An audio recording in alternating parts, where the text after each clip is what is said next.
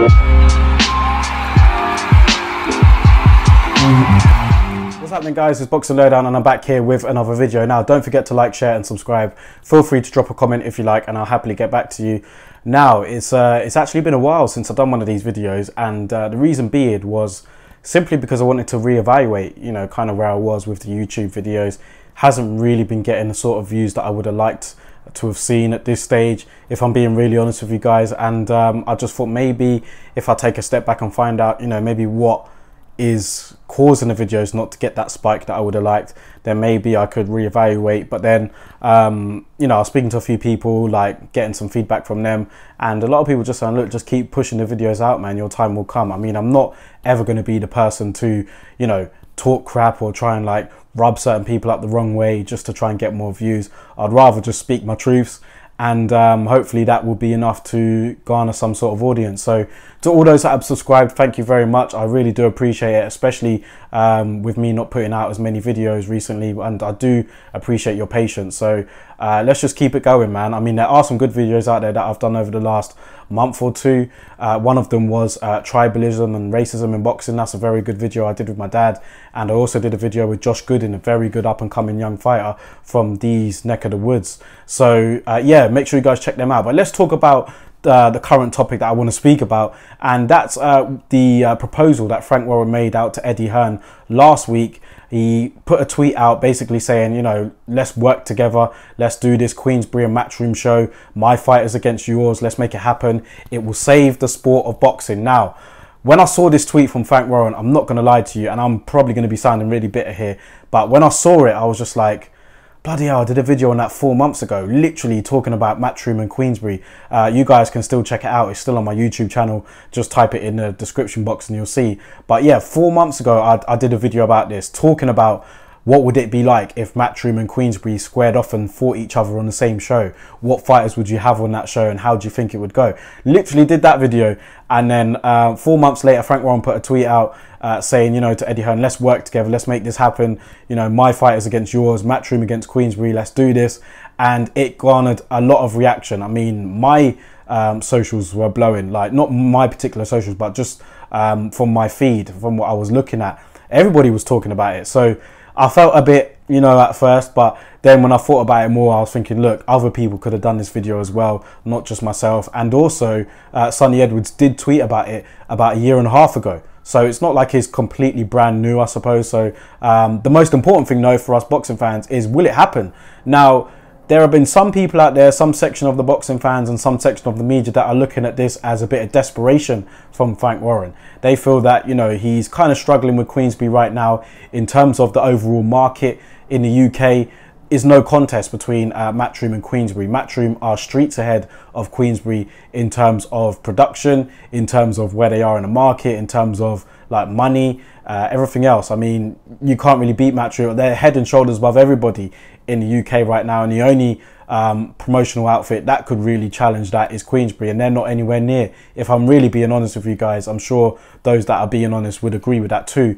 What would Frank Warren need to do to kind of get to that level? I mean, because he did dominate the market for a long time before Eddie Hearn kind of came into play, but it's definitely switched now, and there's definitely been a shift in power to Matchroom. I mean, that's indisputable. So is this a sort of desperation ploy from Frank? And I think the reason why people were looking at it as Frank Warren being desperate was because Eddie Hearn revealed not long after Frank Warren made that proposal that, you know, Queensbury Promotions, whoever it was, kind of sent out these letters of complaints to the British Board of Boxing Control when the fight camp was going on. I think it was in the first week.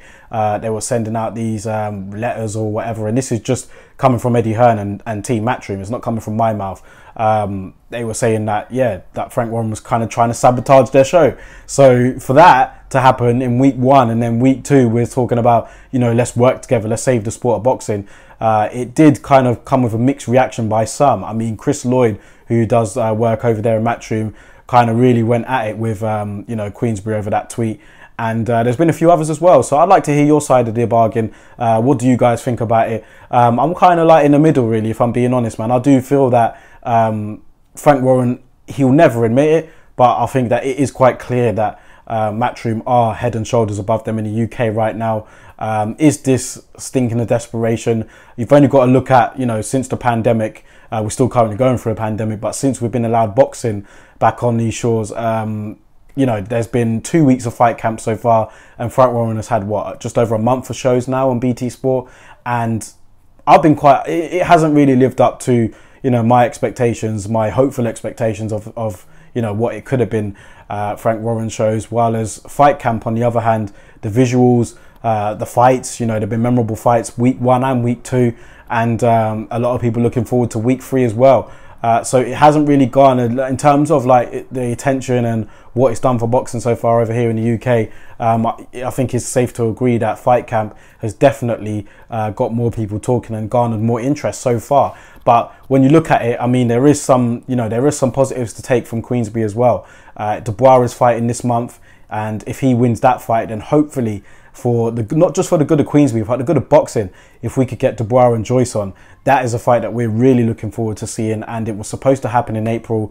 Unfortunately, we all know what happened, you know, with the coronavirus pandemic, has kind of pushed that back. But the problem is if there is still no fans by the time we roll around to October, which is only a couple of months away, what's going to happen? I mean, is the show still going to go on, or is Frank Warren going to have to push it back even more?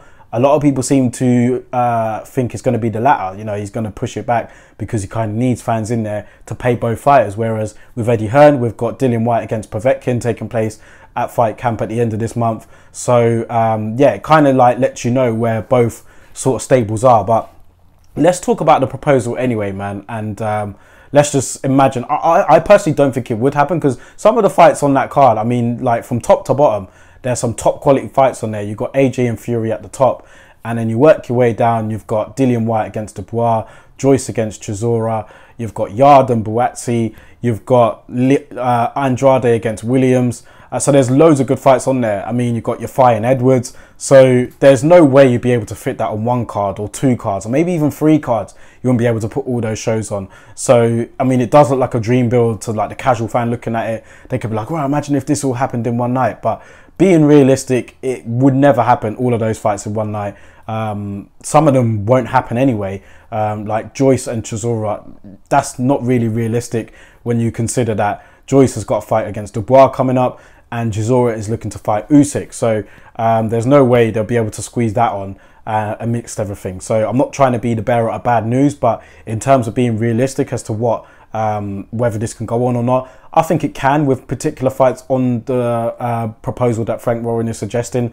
But Fury and AJ, for example, I mean, that's going to happen anyway. Without a Matchroom and Queensbury show, that's going to happen anyway, because MTK Global are kind of doing the negotiations on behalf of Tyson Fury for the fight of Anthony Joshua. We know that there are negotiations ongoing for that. They've been going positively so far. And Bob Arum also has a say in that as well. I mean, he's Tyson Fury's, what most will say, lead promoter in America right now. So, yeah, that fight, regardless, is going to happen with or without a Matchroom against Queensbury show. But I mean, you look at some of the fights on there, like with Yard and Buatsi, for example. I mean, if they were to do a show with that, and then maybe throw a couple of other fights in there that Frank Warren suggested, then that would be amazing. I mean, we'd all be interested in that. Yard and Buatsi would be an amazing main event. A real toss-up, that one as well. I'd love to see that fight, and I know a lot of other people would as well. So in terms of the whole card being put together, in terms of 1 show or 2 shows maybe, I can't see it, but there's a lot of work to be done as well, a lot of hurdles to overcome for this to happen.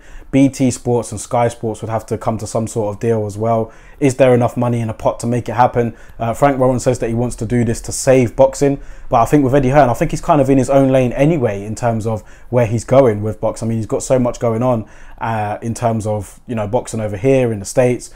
He's got some shows taking place abroad. I think I saw somewhere today that he wanted to do a show in New Zealand. So yeah, it kind of, that's where the kind of desperation talk comes from in terms of where Matchroom are and where Queensbury are. And listen, this ain't a diss at any particular promoter. I mean, it's not a diss at Frank Warren at all. He's been a pioneer in the game for so long, but I just think right now he's not on the level of the promotional company. Queensbury is not on the level of a Matchroom right now, and I think those that are being really honest will agree with that as well, whether you like Eddie Hearn or not. But can Frank Warren get back to where he wants to be? I mean, he does have some great fighters on his roster in terms of Anthony Yard and Tyson Fury.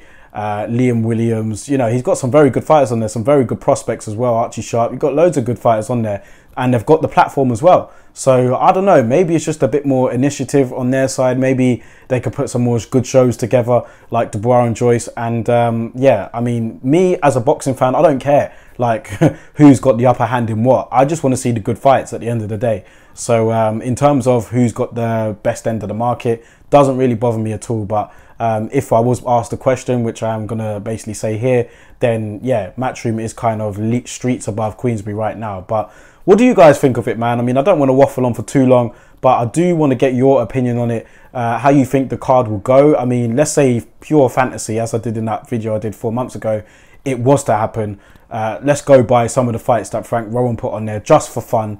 Go through the list of what he's got, you know, Fury and AJ, all the way down to Edward Jafai and so on, like Gorman and Allen. Who do you guys think would win in terms of who would get the most wins? Would it be Matchroom or would it be Queensbury? Just for fun, but being realistic, I don't think it's going to be anything that we're going to see anytime soon. Frank Warren and Eddie Hearn, I think they had a conversation for the first time with each other last week. So that was positive, to be fair. I mean, we could see some fights being made, like a cross promotion. I'm not ruling it out completely, but in terms of like that super card that was proposed, I can't see all of those fights happening on the same bill or being spread over 2 and 3 bills. But maybe you can pick 1 or 2 fights out of there, and maybe a show can be done. Like, that would be very good. That would be a start anyway. So yeah, let me know what you guys think about it anyway, man. And I'll be curious to know what you think about Frank Warren's proposal. Do you think it was a bit of desperation there, or do you think that he is really trying to extend the olive branch to Eddie Hearn and try and, you know, kind of get boxing out of this current rut? Because we are in a rut right now. We are getting back into having some fights again, but it's going to be a long way until we can get fans back into the arenas, and it's going to be a long way until we get boxing to where we want it to be. So is this a good start? Let me know you guys' thoughts about it in the comment section below, and also referring to my point at the beginning of the video, if there are any sort of positive feedback or any sort of feedback at all that you'd like to share, let me know, and I'll pick up on it. And if it's something that might be able to help and might be able to make your viewer experience more enjoyable, then let me know and I'll happily work on that. But thank you guys for tuning in, and I'll catch you guys on the next video.